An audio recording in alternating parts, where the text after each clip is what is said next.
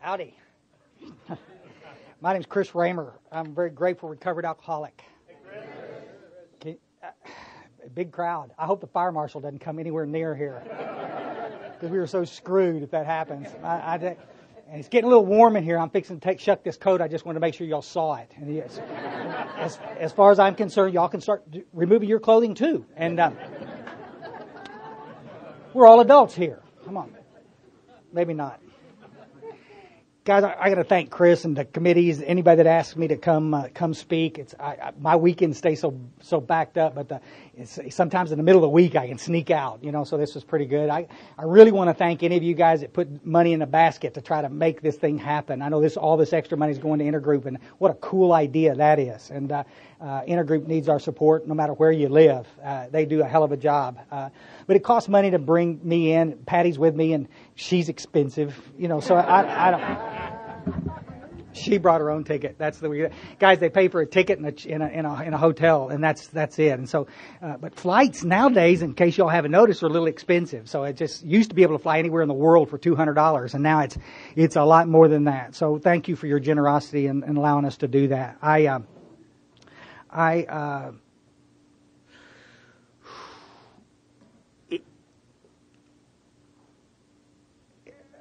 I got sober November 13th, 1987, and it was after a whole bunch of years of trying to get sober. And a lot of y'all have heard CDs of mine, and a lot of you haven't ever heard CDs of mine, and that's okay too. I want to try to clarify stuff. What I want to do here tonight, I got some thoughts I want to share with you about recovery, and I'm going to share my story, and I want to make it real clear what that's about. That's my story, not necessarily your story. Alcoholics, I got to tell you, and I know there's some little drug addicts snuck in here too. Welcome.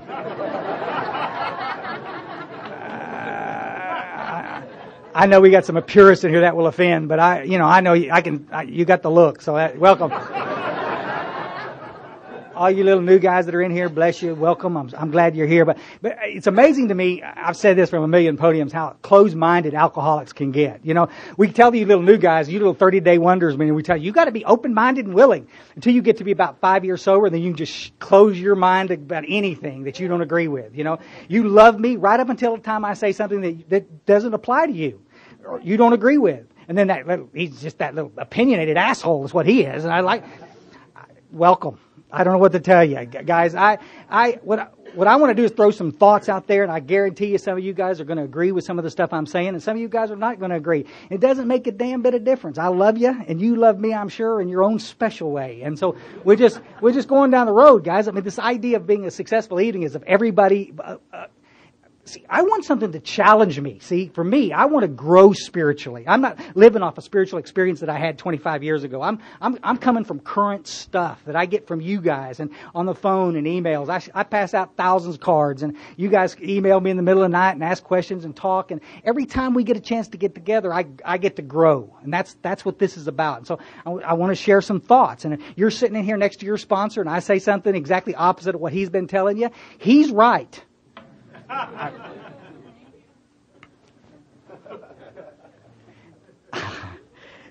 say it, but you don't believe it. It's just the same stuff. I'm a little big book thumper, guys. Let me tell you my story.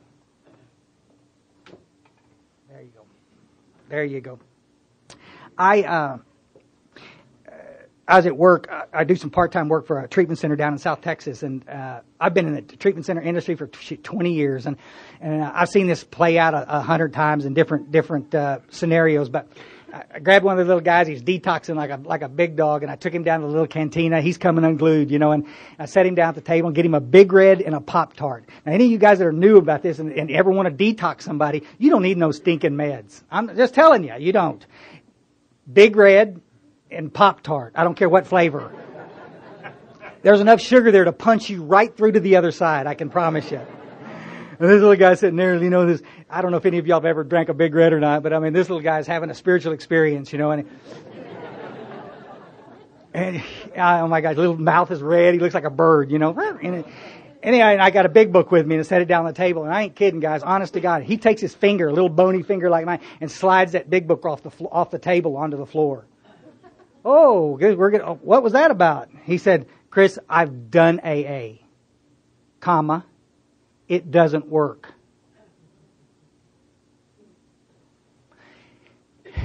And I want to do just like Chris did and tear up. Because you see, I know it works.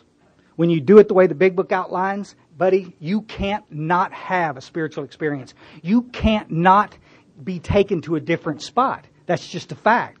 See, some of you guys in here are downright content with what you're doing. And I got to tell you, my old sponsor Mark used to say, he says, I smell more. And it's like, I want to get taken to a different spot. My heart goes out to the cat that's sitting in here, multiple years sober, bone powder dry. You know what it says? With this just, I'm not drinking one day at a time for 30 years, but if I get near a gun, I'm going to shoot myself or you. I can dig it. I can relate. And those are the cats that I bond with. Those are the guys that I want to visit with, because it doesn't have to be that way. Patty pointed out to me today. One of the guys in my sponsorship lineage was a guy named Don Pritz. He passed away 8 years ago tonight, and I'm sure he's in the room with us.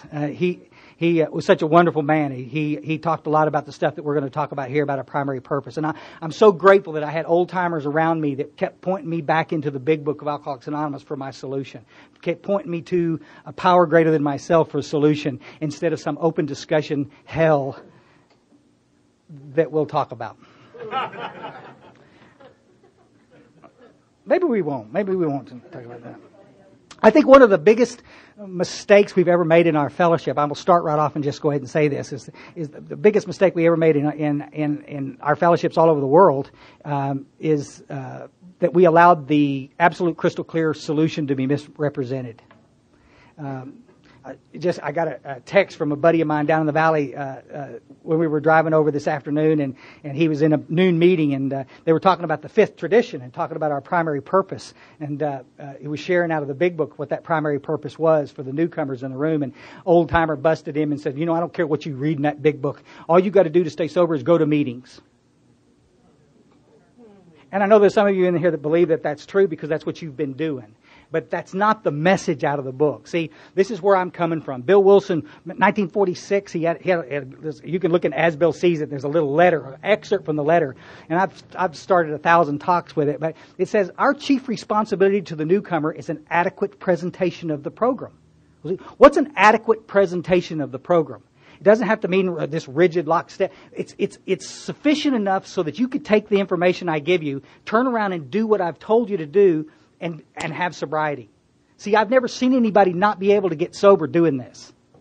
I've seen thousands of people listen to the middle of the road knuckleheads out there who say you can do this any way you want and end up in a whole lot of trouble. And see, that's my story, guys. My twin brother, when he shares from the podium, I just kind of look at him like a little dog and kind of cock my head. He asked me to take him to a meeting one night. He was tired of drinking, sick and tired of being sick and tired. And, we took him to a meeting and he went and he never relapsed. He got sober that day. Wow. He is definitely the evil twin. I don't know what to tell you. But I struggled with this for years, and that's my story. But we were all raised in the hill country and down in central Texas, down near San Antonio. And I was actually born out in West Texas, but my identical twin brother and I, we had two sisters, and they're just delights. They're absolute sweethearts. Neither one of them have had any trouble with alcohol or drugs or anything. And my twin brother and I, we kind of lit up like a neon sign. We started drinking in high school, and I'll never forget drinking a bottle of Boone's Farm apple wine with a buddy of mine. I was 18 years old, and it was January, in hindsight, I know this, it was in January 1971. It was the month that Bill Wilson, the co-founder of Alcoholics Anonymous, passed away. Chris Raymer took his first drink. And I didn't get squashed and have a blackout and go rob a liquor store. I didn't do anything goofy. I walked across the field and I said, this is why Pops drinks. This is why Dad drank all those years. He was a hell of an alcoholic, and he was a periodic. He didn't drink every day, but when he'd start, he'd be gone. The phenomenal craving would kick in, and he, bye, Dad, we'll see you in a couple of months, and then he'd come back. But he was going to work. He was doing everything he was doing, and that's what so many of us in this room are. We were like functioning alcoholics. And some people are offended by that expression. But most of us, early on in our illness, if this is progressive, we can drink, we can drug, we can do lots of crazy stuff and lots of it. People used to gather around. Myers was a bartender and I was a cook. We were a perfect match. And, he ate steak and I drank, Grand Marnier. And it was a great deal. But people couldn't imagine how much I could drink. Little skinny guy. And it was amazing. I thought it was just because I was a stud. And partly because I was, but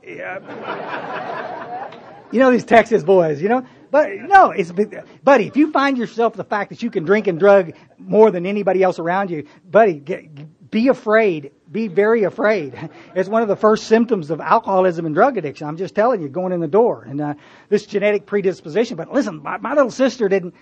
We were laughing about it. One year at New Year's Day, they have a little weenie roast up there in the hill country. And my older sister asked she said, could you go buy some beer? And then she stopped herself, like that's going to trigger me.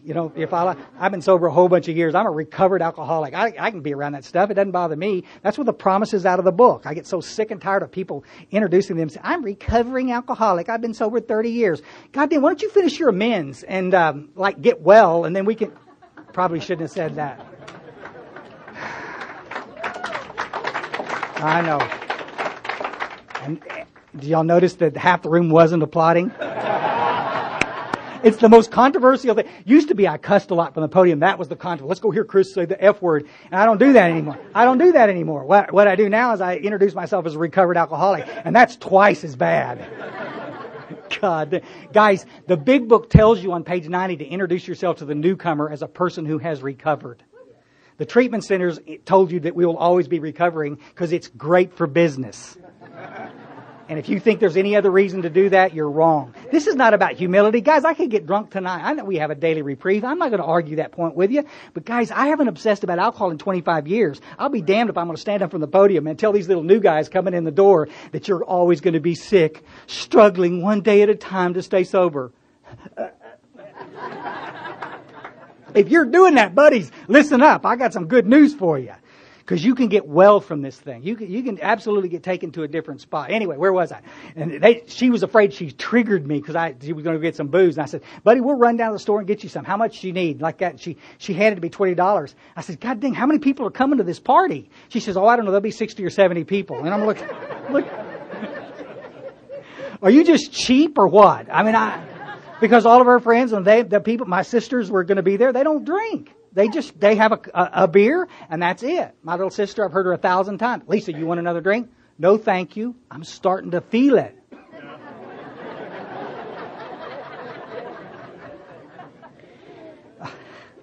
Me too. I don't understand. You want another drink or not? Y'all understand?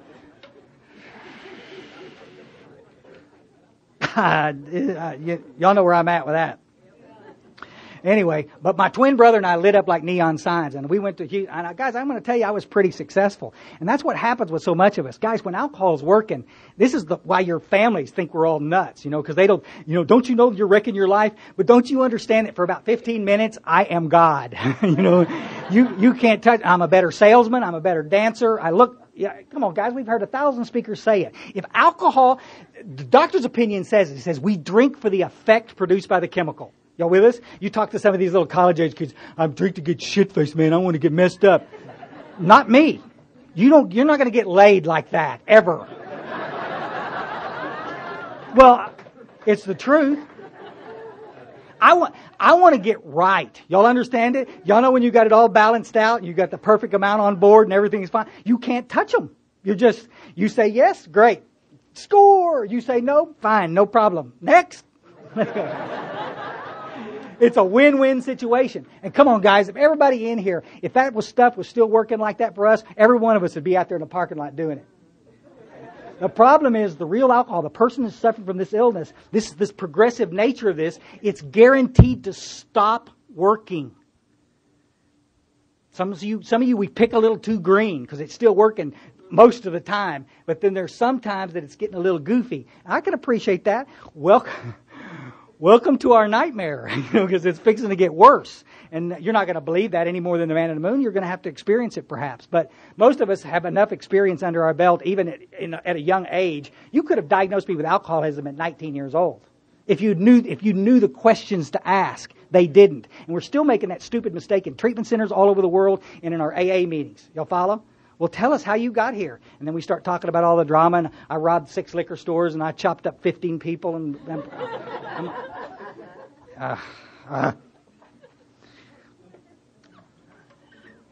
I'm going to go right back there in just a second. I went to North Texas. I got married in the late 70s, and 1980, I think. And that's about as late 70s as you can get, I guess. Y'all listen on XM radio, you go in there and it's on CNN or the 80s, because I'm trying to put together that decade. It's a little vague with me. But I moved up, got married, and we moved up north because I've got this idea that Houston's the problem. That's a big city, and I'm cooking for a living. I'm a professional chef, and I'm making some money. I've got a little barbecue restaurant. I'm doing okay, but I got nothing to show for it. You'll follow, because I got a tendency to take stuff out of the till. It's my money. Why shouldn't I be able to do anyway? We were up in North Texas, and one night, I think some of y'all can relate to this. Depression is one of the number one symptoms of untreated alcoholism. And of course, we have a tendency to want to give you a pill to fix that. But the truth is, if you're the real alcoholic and the depression, it's not going to do much. It may alleviate it. I'm not knocking the antidepressants, but I was on 7 when I finally tried to commit suicide in 1987. So, there's some of us, it doesn't work very well. My problem was never clinical depression. My problem was untreated alcoholism. And what I needed to do was have a spiritual experience and recover, and the rest of the stuff lifted. And that's what so many people I talk to have been just absolutely misdiagnosed. But I'm up in North Texas, and there's 9 times out of 10, I'm pretty happy, but I'm coming apart at the seams, and I've added some other things to my repertoire. And we get in a little pushing match with my first wife, and I'm one of them old cats that was raised as country as they come. We don't touch women. We treat them with respect. I don't care how drunk you are. And I shoved her that night, and we got into a big row. And by the time all the dust settled, she asked me, she said, "Why did you do that? What was up?" And I says, "I'm drunk on my butt, and I'd had some other chemicals, outside issues involved, and I was a mess." And she said, "If you want to stay married to me, we're going to have to do something." She says, "I know, I'm going to have to quit drinking." And I was so ready to quit drinking. I'm so done. It's not fun anymore.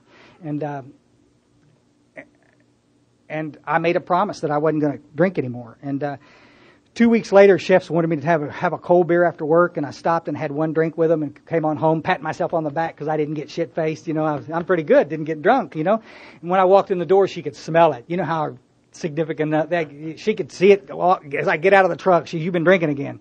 They just know. And I wasn't drunk, but I drank, and that was my deal with her, was that I wasn't going to touch another drink. And she went to the bedroom in there, and she says, "I'm done." And there was no arguing, there was no talking. She packed her stuff and left town. And I had 7 more years left in me. I got to say this, guys, because I can't talk from the podium and not say it. When I looked that woman in the face and told her that I wasn't going to drink anymore, I meant it with every fiber in my body. And I want to take an argument and exception with people that want to make us all out to be a bunch of liars. The truth of the matter is alcoholics and addicts don't have a choice whether they're going to drink or not. And you can say you're going to quit and have every good reason in the world to not do it and not be able to do it. We've got a treatment center industry out there that wants to call it a disease and then treat it like a behavioral problem. And it is not. Do I behave poorly when I'm drunk? Sometimes.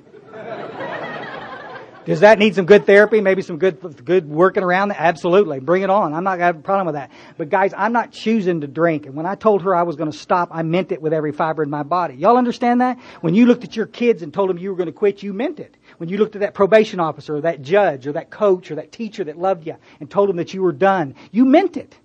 You didn't understand, like me, that you didn't have the power to do that. See, that's what makes alcoholism fatal. And there's only a small percentage of us that are wired like that. The problem in our fellowship today is that we've got a lot of people out there that can make up you'll quit when you get sick and tired. I might go to detox when I'm sick and tired. I might lay the booze down when I'm sick and tired, but I won't be able to stay sober because I'm sick and tired.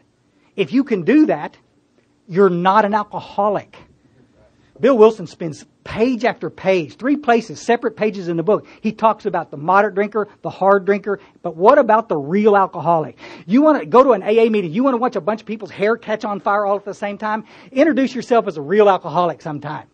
Watch somebody, well, you think you're something special? I'd rather be special than an imposter. Did I say that from the podium? Oh my God. I'm so sorry.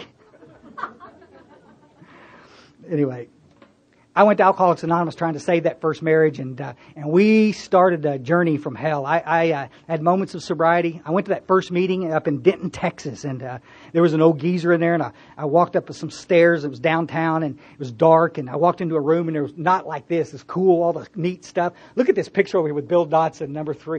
I mean, how could you look at that and not cry? It's like,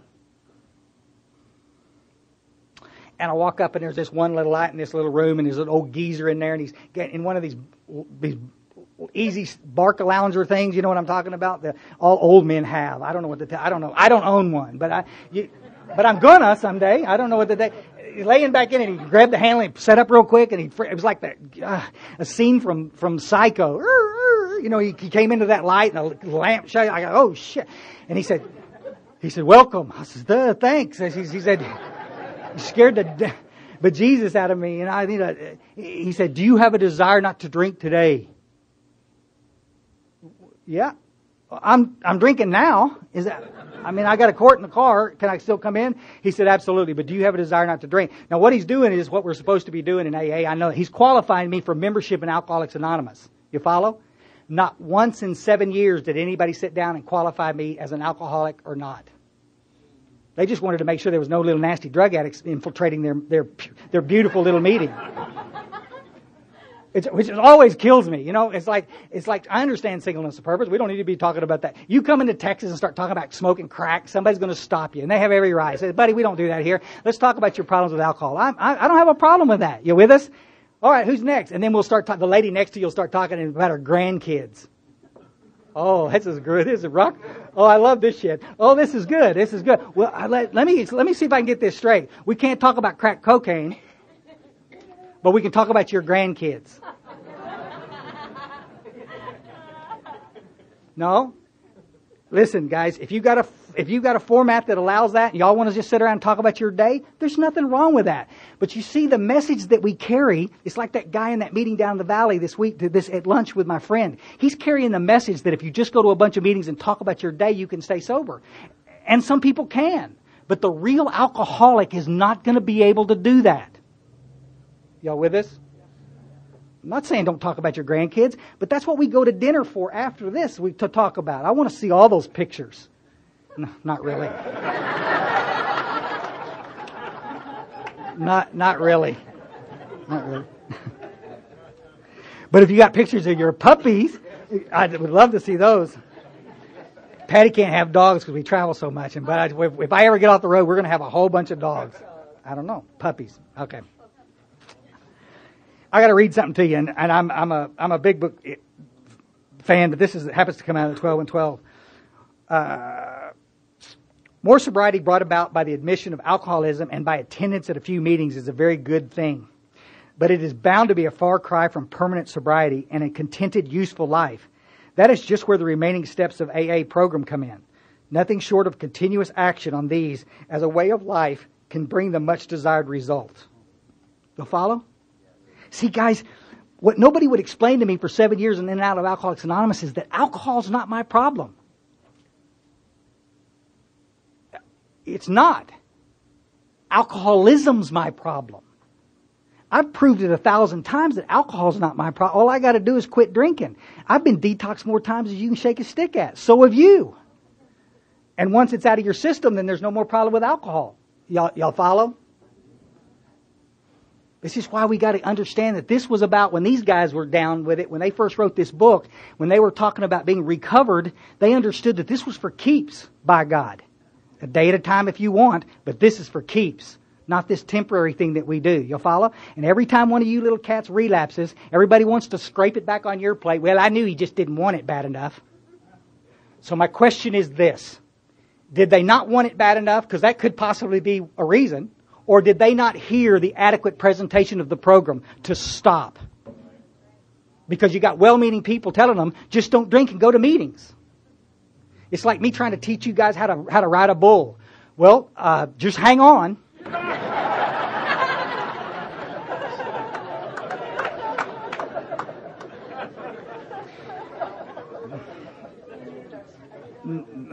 No, I've never ridden a bull, but I hang around a bunch of them that do. But y'all laugh about that. But don't y'all think if Bill Wilson thought that was important, he would have put it, go to 90 meetings in 90 days and don't drink.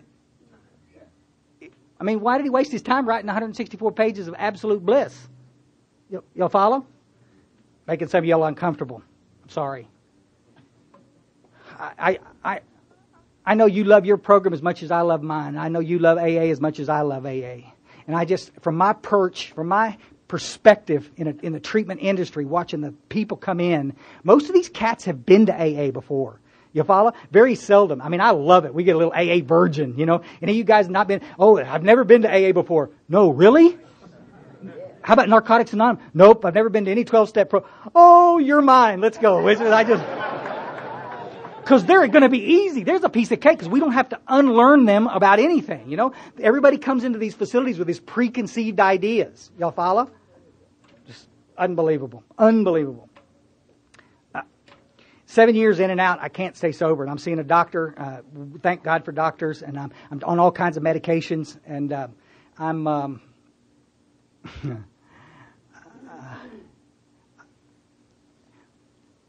I even took an antidepressant suppository one time. Man, you got I don't even know if they're around anymore or not. You know,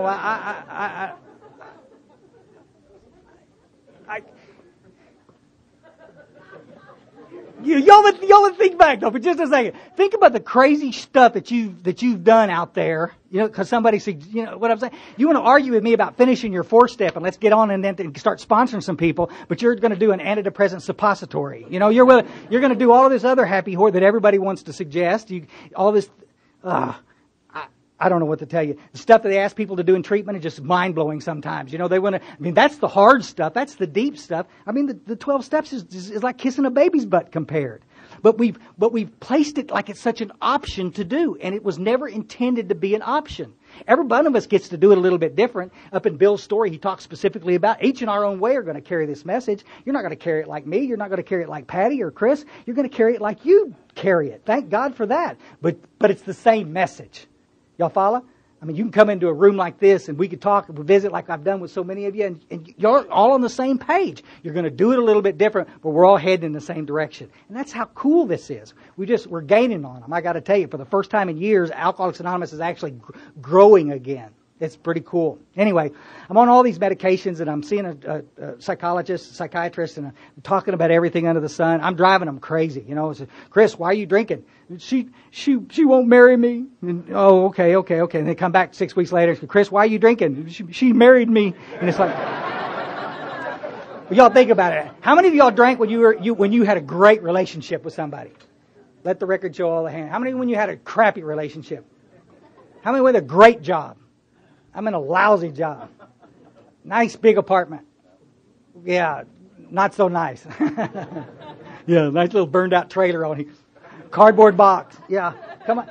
I had a guy in San Diego, he says, I finally found the perfect trigger. It's called consciousness. We all laugh, but listen, I don't care I don't care where I'm speaking, in Europe, in the United States, what state I'm speaking in. We do this same stuff. We talk about it. We get the same laughs. Everybody nods their head. And then they still add credibility to this idea that I'm drinking because of something out there. Guys, there's only 2 reasons you're going to drink. You don't know what the problem is, or you don't know what the solution is. Because if somebody's giving you the solution, by God, I guarantee you it's not that difficult to do and you'll get well. That's my story. 1987, I'm so done with AA, it's not even funny. If I have to listen to your war stories one more time, I'll shoot myself. There's a great line on page 24 in the book. I won't turn to it to take the time, but it says, you won't remember the consequences of even a week or a month ago. These thoughts won't come to the forefront of your mind to deter you from drinking. The big book is saying you won't remember your own consequences. Guys, which leads me to believe that you won't remember mine either. Y'all with us? Guys, I get emails from all over the world. People hear these stupid CDs and talk and visit. And I got buds everywhere. I've never had, not in 25 years of sobriety, I've ever had one person come to me and say, oh, Chris, I remember you telling me about eating out of dumpsters in Houston, Texas, and I stopped drinking.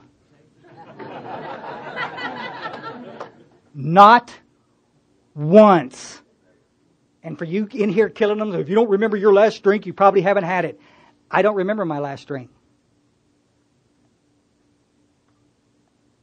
Guys, my story is so important it's not even funny. Don't misquote me. Don't leave here saying Chris Raymer says our stories are not important any more than you say. I get the bad rap. People say Chris is saying don't go to meetings. Man, I'm saying go to meetings. I'm just saying stop putting the importance on the meeting and start putting the importance on the quality of the meeting. Because the person in this room that goes to the most meetings ain't the cat that's going to get sober.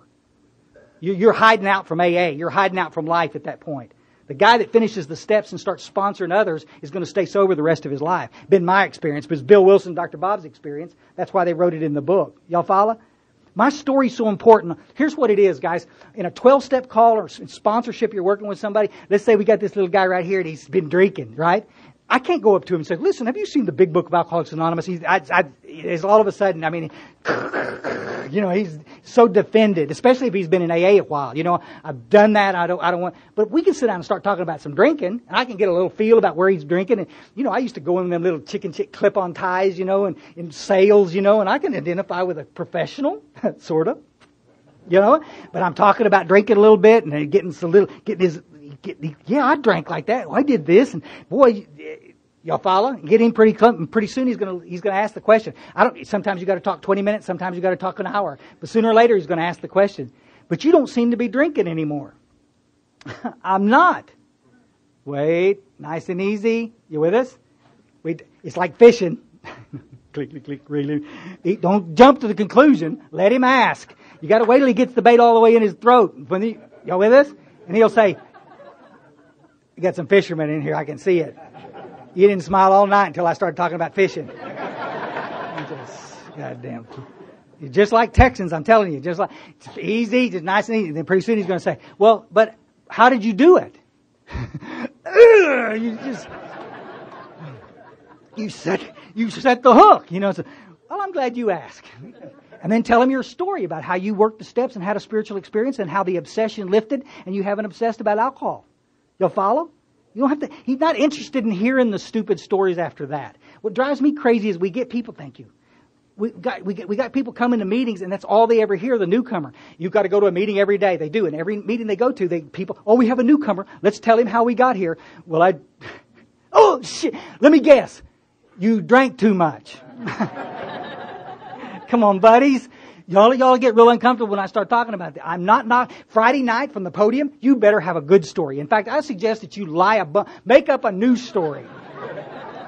Some of your stories are, terrible. Yeah, make up some good, add some juicy shit to it. That's because from Friday night you got to have a good story. Y'all with us?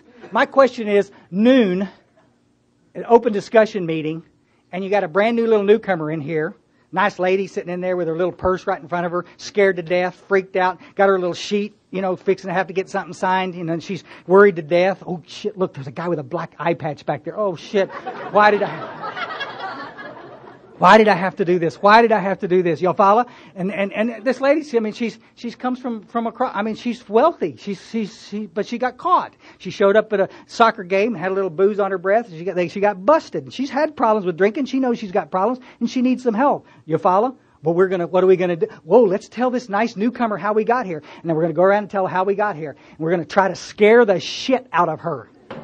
You can't lie to me and tell me that that's not what you're trying to do, because you are. The minute I start talking about eating out of dumpsters in Houston, Texas, she clutches that Louis Vuitton a little closer to the chest. Y'all understand? She starts talking about having DWIs, or you've never had a DWI. Guys, that's my story. I did it for 7 years, listening to you try to scare me into these rooms. Always with, if it hadn't happened to you, it will. Yeah, like I believe that, you loser.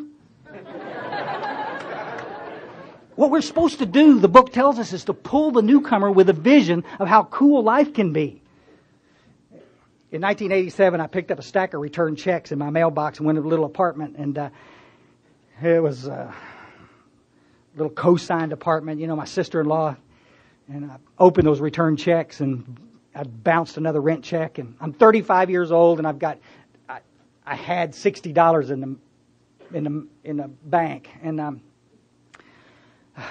I'm just done. It's 4:00 in the afternoon. It's real overcast outside. It's cold up in North Texas, and I can't do this. And I went to the medicine cabinet. There was a bunch of pills I'd stockpiled, and I'm going to try to off myself.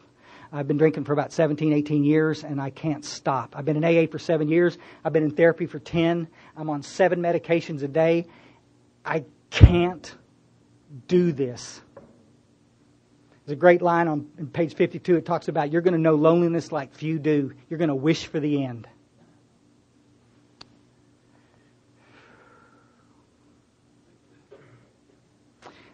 And I took those pills and I swallowed them down. And about the time I got to my gut, I heard a voice that said, "Don't do this. Go back to AA." And that's the joke. It was probably the guy's vacuum cleaner next door. But what I heard was, this wasn't a thought. Perhaps you should go back to Alcoholics Anonymous.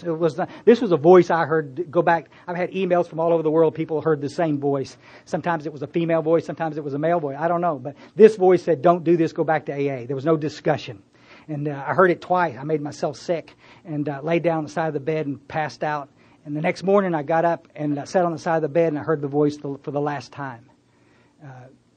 Verbally, "Don't do this, go back to AA." And I made a commitment that day to do it. And I went to the doctor's at lunch and got some doggy downers to start this detox process one more time. And at 6 o'clock, I'm arguing myself because I'm feeling pretty lousy. But I know if I don't go to AA tonight, I'm not ever going to go back.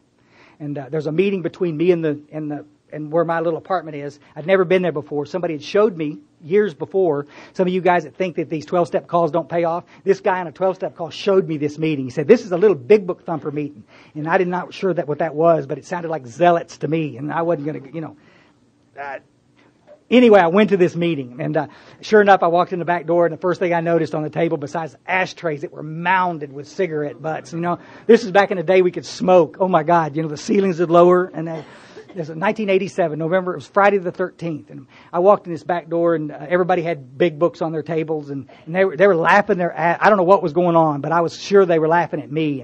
And I walked in about halfway, and some lady cackled over there like, they just...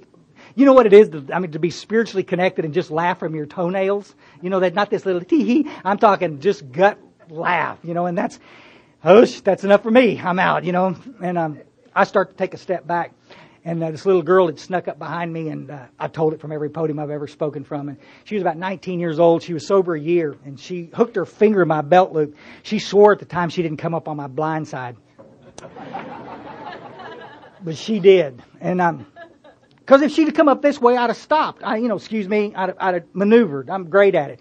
And it wasn't some guy that did it, I'd have just shoved you out of the way. I was so I like an ingrown hair. It's all about me. And she said, "Sit down, cowboy. You're not going anywhere." Listen, guys, because I got some lady called me all pissed off one night. You heard about that. And men are supposed to work with men, and women are supposed to work with women. And I told her before I was finished to bite me. And I didn't say she sponsored me, and I didn't say I went over to her house and we studied the big book together.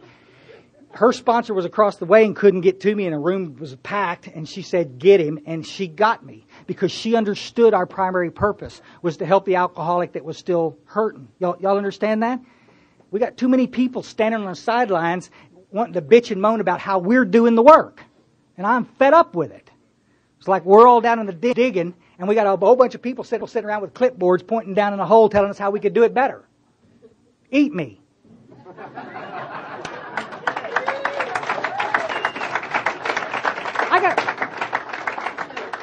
I gotta say this. I gotta say, with all the respect, do we really have enough people in that trench digging to be telling people what they can't do? You're not sober long enough to work with others. Listen, some of you little new guys that are in here, that's your job. That for the next couple of days, I want you to study the big book, and I want you to show me in the book where it says that you've got to wait a year to work with a drunk. You show it to me and then holler at me. You can come get me an email up here and I'll give it to you. And I'll give you I'll buy you a pony. You can find it. Come on, that's pretty cool. Your own pony? How? You want to talk about a chick magnet? Come on, guys. This would be good. Come on, guys. This is stupid. And this is why we have so many people not staying sober. Some of y'all are rolling your eyes, getting uncomfortable. I'm telling you, guys, I'm coming out of the big book, and I'm the controversial one. My big book says on 129 at the bottom, it says, in those first days of convalescence, nothing will so much ensure their sobriety as working with another alcoholic. I didn't say you can met 3 days sober. I'm saying get out of your head a minute and see who you can help. For the first time, what happened to me, guys, I walked in that room and I sat down at this table and these people went around the room and the chairperson, I got to tell you, the chairperson,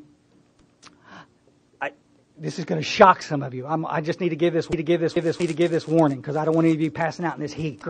This chairperson realized that there was a brand new squeaky detoxing newcomer in the meeting and he took charge of the meeting. I know that sounds controversial. Come on, guys. If he'd have gone and says, we have a newcomer here, let's tell him how we got here, I'd have shot myself. Please. He went around the room and says, you cats that have had spiritual experiences as a result of the steps, why don't we share with Chris? He's been around AA for a whole bunch of years. He busted my anonymity. Thank you very much. I'm grateful that he did. He's been in and out forever. Come on, let's show him what happens to us as a result of working the steps. Oh, you know what that means? That means you little knuckleheads that think that you got all the time in the world to work those steps, you had to shut up that night. You couldn't share. It was so cool. It was so fun. I get so excited when we do that. We go to a 4-step meeting, you know what I'm saying? And then we're going to talk about the 4-step and the guy says, you know what? But I haven't actually done a 4-step. Ding, ding, ding, ding, ding. We ring the bell on him. You ring the bell on him? Absolutely. Why in the hell do I want him to listen to him talk about something that he's got no experience with? You'll follow? Well, what if you hurt his feelings?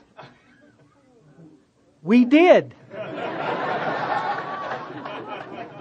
Come on, guys, because this is what we are going to do. We're going to all be teachers in here. We're not going to let the guy hang. We're going to go up around him and wrestle with him after and make him feel better and explain why we did it. We're supposed to teach them what to do. Y'all understand? We're so concerned about his sensitive little feelings because he's the newcomer that we're going to kill half the people in the room by letting them share. I think newcomers should share. I think we need to hear as much about it if they have experience with what we're talking about.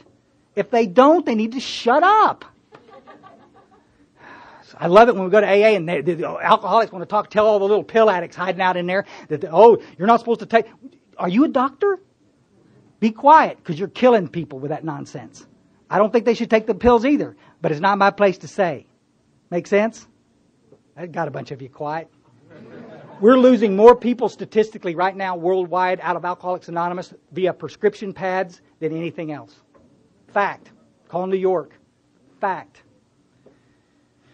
That's another talk. Anyway, they went around the room and they talked about getting the cool stuff. And they talked about getting cool jobs and they talked about getting cars. And the guy had a little key ring and I got a brand new car and I'm driving this old beat.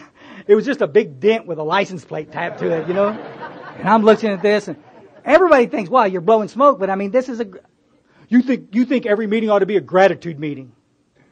Yeah, pretty much. Like a pep rally. Yeah. What's the third step requires to do? What's the third step? How does the third step obligate us to share our hope?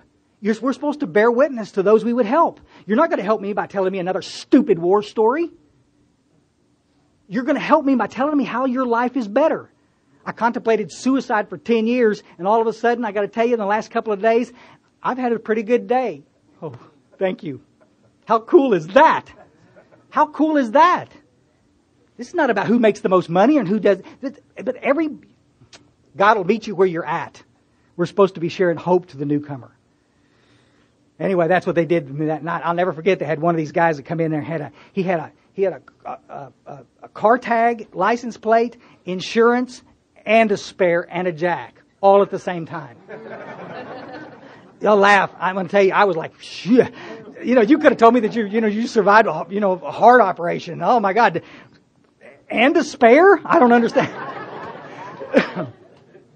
After the meeting was over, the guys came. I got to wrap this up. After the meeting was over, and this guy came up after and said, he said, Chris, I just need to ask you the question. He had these old glasses on like we're always wearing. Y'all follow? And that I swore I would never wear. And when I turned 40, they were there. I don't know what, they just grew. That and hairy ears. What the hell is that? These little new guys, they go, no, shoot, I'd die first. Wait. God, the first time I saw it and I was shaving, I said, what is that, a fucking antenna? Who shaves the top of their ear? Come on, it was on my blind side. I never saw it. No, I look like Mr. Martian. Okay. My favorite Martian. The guy came up after the meeting. He said, Chris, he said, we watched you. You've been around forever. You picked up a Desire chip. Welcome. God, we're so grateful that you're here. And he says, but I'm going to ask you the question that the big book asked me to ask you. Are you done? 7 years in Alcoholics Anonymous, and nobody ever asked me if I was done. You follow? They asked me if I was done today. Guys, I understand the day stuff. I understand it. But the book talks about for keeps. Are you done for good and for all? I said, yes. He said, Chris, you don't have a clue how to do this a day at a time. You don't have a clue how to do this for keeps. We're going to show you. If you'll come in here and do what we ask you to do, and that's going to involve working the steps at a pretty good clip. I've been in AA for 7 years, and I don't even own a big book. I've never done a 4th step. Y'all follow? I still have this image of this in a meeting. I've been in a gazillion meetings. I was on my 60th day going to meetings, and this old guy came up and asked me. It's like Chris had one of those big books with duct tape around it. You know, he'd actually used it for something other than a coffee coaster. And he says, Chris, we're going to go over and have a hamburger over here and study the big book a little bit. You want to come with us? And I thought, yes. Nobody had ever asked me to do anything, folks, in a long time. And I said, absolutely. And I looked over his shoulder, and there's a nice lady in the back, and she's going, no. And I'm thinking, well, I got the one pedophile in the place. I don't understand. I don't know what he is, but buddy, I just remembered I got to go back to work. And he just rolled his eyes. He knew what was up. He said, okay, no big deal. We go every Tuesday over here to this hamburger joint and do a little big book study. You're welcome anytime. And then I walked back over to the lady and I said, buddy, what was up with that guy? And she's cleaning the coffee bar. She says, oh, he means so well. His heart's in the right place. But buddy, you don't have to worry about those steps right now. Hell, you just got here. You just need to go to meetings and everything's going to be okay. All right. Was this lady trying to hurt me? Of course not. She loved me as much as the old geezer loved me. But she was able to stay sober just going to meetings, not drinking one day at a time. She gets up in the morning and chooses not to drink. Oh my God. And I get up in the morning and choose not to drink, and by noon I'm arguing with myself. Because you'll follow? And by 3 o'clock, I'm standing in front of the cooler, irritable, restless, and discontent, listening to my head say, but it's just going to be one beer. You follow? The problem is not that you drank one, stupid. The problem is that you drank a whole bunch of beers. Grab a beer, stop, put it back, grab a quart. If it's going to be one, it's going to be a big one. You'll follow? And I've been in AA for 7 years and don't understand anything about the phenomena called craving. I don't understand what happens. And I think I have a choice. There's something wrong with that picture, guys, if I'm sitting in that many meetings and don't understand the 2 symptoms of untreated alcoholism. And if any of you in here don't know it, sit with me after and I'll explain it to you. It won't take 10 seconds. It's pretty simple. I said, yes, I was ready to stop for good and for all. And he said, we'll do that. And the next morning they picked me up at my house, for God's sakes. Thank God, because I was detoxing. And took me back up to the club, and we got on our knees in the back room, and we finished talking about the circle triangle and all 3 parts of the program. We talked about what an alcoholic looks like, and we did a 3rd step prayer. And we went to lunch, came back, and he gave me a notebook. Get started. Let's get cranking on that 4th step. I get emails from everybody. People go, oh, that's a little quick, don't you think? 7 years I've been in Alcoholics Anonymous. How slow do you want to go? Guys, Bill Wilson's in Towns Hospital on his 9th day detoxing, making his 8-step list ready to go. I mean, guys, he was having spiritual experiences. That's what everybody understood. Nobody took longer than 30 days back in the days. You had some of the best recovery in the world here in Florida. Talk to some of these old guys, they'll tell you. Why are we arguing the fact? You're sitting in these rooms 6 months sober, haven't done any of the steps, and you wonder why your life's coming apart. 'Cause because you got to take some action. Your story is going to allow me to lead, guys. But these guys sat down and explained alcoholism for the first time, physical craving and the mental obsession, and that's what kept me here. My first step experience stopped me from ever wanting to leave these rooms again. They gave me a case of undeniable alcoholism that night. Not anything I could argue with. And it was the finest gift anybody's ever given me. Y'all follow with that? It's pretty cool. 2 weeks later, they got me doing all kinds of service work, guys. I can't tell you. They had me answering the phones. They had me vacuuming the stupid floors. They had me doing all this stuff. But historically, for 7 years, they asked me to sit on my ass and do nothing. You're the most important person here. Just welcome. Guys, me alone in my own head? Oh my God. 25 years sober. It's not a good place to be sometimes. These guys had me, I got to tell you, while I'm vacuuming the floor, I ain't worried about anything. They helped me detox by giving me things to do instead of telling me what I can't do. You can't do an H&I until you've been sober 6 months. You can't sponsor anybody till you're a year. You can't do this. You can't do that. You can't be an intergroup rep until you... Shut up. I don't know what to tell you.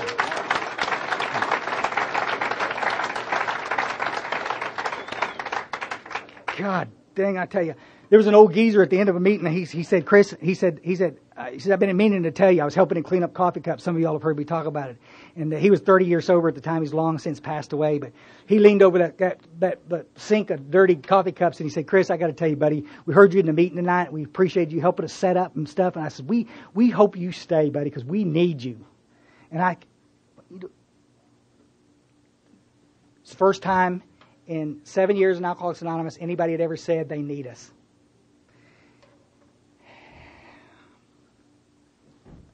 Listen, for all of you old coots that are coming around and continue to come around, I got an undying gratitude to you for doing this, especially you women in the rooms. We got a lot of women in the fellowship. We don't have too many that are willing to step up to the plate and actually do 12-step work.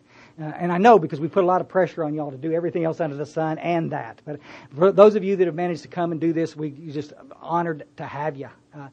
But I got to tell you, for some of you little new guys that have been struggling with this in and out of treatment, I got a guy in treatment right now at my place, been 32 treatment centers. Jesus. Y'all follow? All simply because of the same thing. In 32 years, he's never sponsored one single person. One of the things we were talking earlier, we're starting to see coming back into treatment were people that came to treatment in 70s and 80s.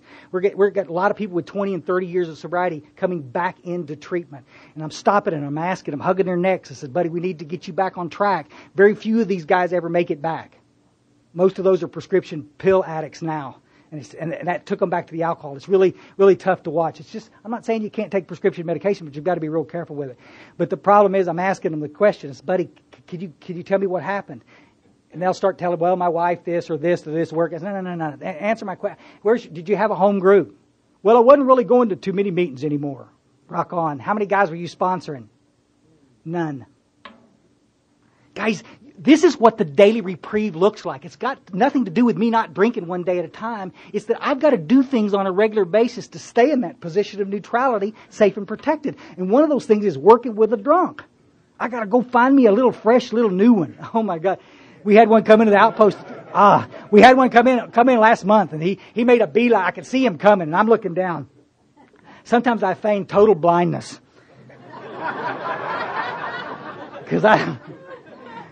And he gets in there, and we're going to do the Lord's Prayer, and he gets right. He gets up next to me, and I can smell him. And he's new, very new, and he's like this, and keep coming back. We say, we don't do that at our group. We say stay, and we said stay, and I let go of this hand, and he didn't let go of this hand. He said, "Are you Chris Raymer?" And I said, "Yes."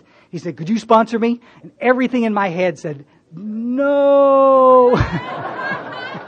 Oh, come on, guys! I got a lot of guys I sponsor, and I travel a lot. And I'm kind of busy, and my hip kind of hurts a little.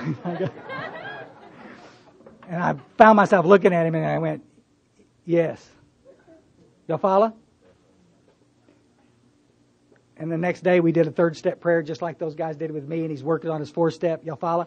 And night before last, I was at my home group, and I'm looking around for my boy, seeing where he was. And I said, if I get up and he's out there talking to one of them girls, the shit's going to hit the fan, Because we've talked about this. I don't mind them dating, but they got to be honest about it. They let us know what's going on. And I walked out there to the outside. He's got him a little guy out there on the picnic tables out in back. He's got him a little guy, and he's got his big book open like that. And he's eating this kid's ass. You know, he says, "Where's your highlighter?" Listen, I told you, every time we do the big book work, you're supposed to bring just like I told him, you know. And they're sitting out there, and we're having a meeting, and I'm sitting at the door with a cup of coffee, watching my little guy do a third step prayer with this little brand new guy. Yeah.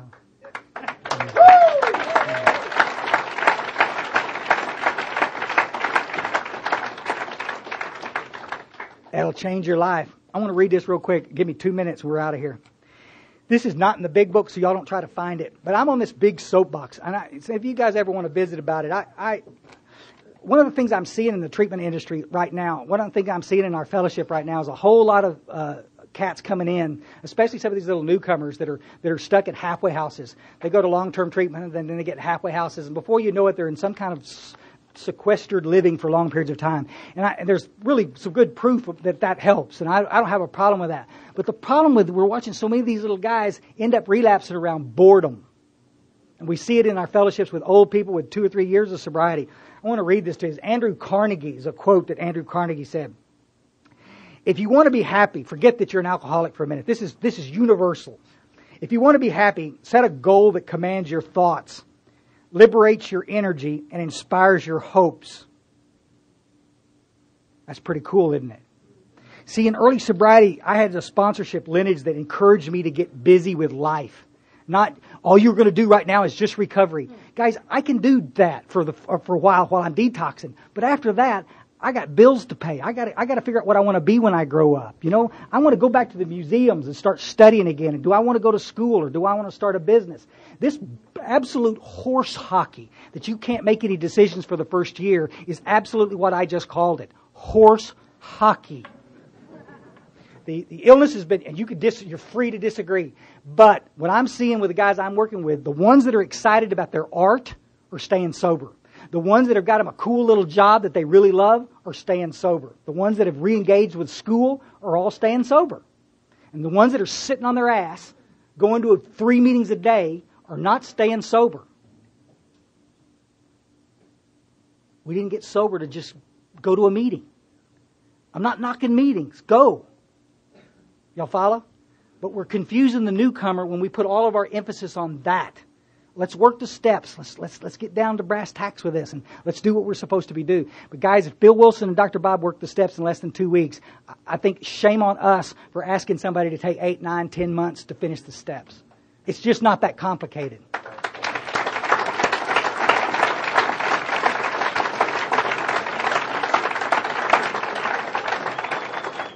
I always have these little cards with my phone number and email and stuff on there, guys. I always want to stay in touch with you. If any of you guys ever want to call and visit, I'm not there to argue with you. You could do that on Facebook all you want to. You can get on any of the sites out there and introduce yourself as a recovered alcoholic, and there'll be 400 cowards. 400 absolute cowards take a shot at you. I'm not interested in doing that. But if you want to visit, you want me to send you some cool articles and some neat stuff about recovery, man, I would love to be in your corner. Because that's what most of my day has done is connecting the dots with sober people in Florida connected with other people around the world. And if any of you guys are ever interested in that, well, let me know, and I'll put you on my special list. Thank you all for letting me come.